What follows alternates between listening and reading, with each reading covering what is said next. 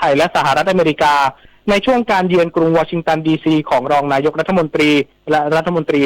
ว่าการกระทรวงการคลังเพื่อเข้าร่วมการประชุม IMF World Bank Spring Meeting 2026 เมื่อวันที่ 15 เมษายนที่ผ่านมาโดยการพบปะหารือระหว่างรองนายกรัฐมนตรีและรัฐมนตรีว่าการกระทรวงการคลังและผู้แทนการค้าสหรัฐในครั้งนี้เป็นไปได้ด้วยดีโดยทั้งสองฝ่ายได้แลกเปลี่ยนความคิดเห็นต่อความสัมพันธ์ทางเศรษฐกิจการค้า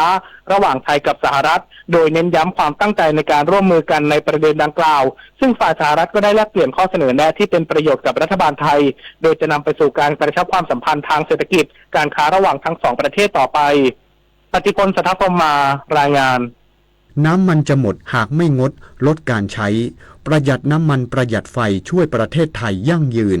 จบข่าวธราวุฒิวิชัยดิษฐ์อ่านรับฟังข่าวครั้งต่อไปเวลา 19 นาฬิกาครับ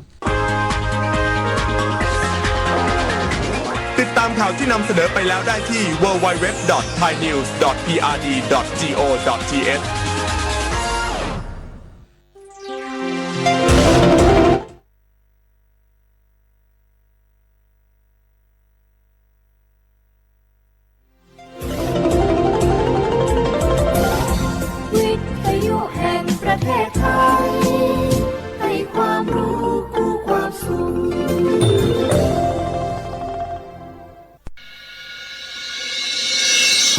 สถานีวิทยุกระจายเสียงแห่งประเทศไทยจังหวัดเชียงใหม่ AM 1476 กิโลเฮิรตซ์สถานีวิทยุภาคภาษาชาติพันธุ์แห่งเดียวในประเทศไทยที่มีความทันสมัยเชื่อถือได้สร้างอัตลักษณ์กลุ่มชาติพันธุ์สู่สากล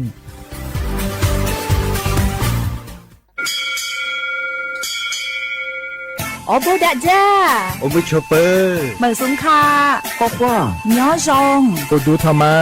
สถานีวิทยุภาษาชาติพันธุ์แห่งเดียวในประเทศไทยทันสมัยเชื่อถือได้แล้วพบกันที่สวทเชียงใหม่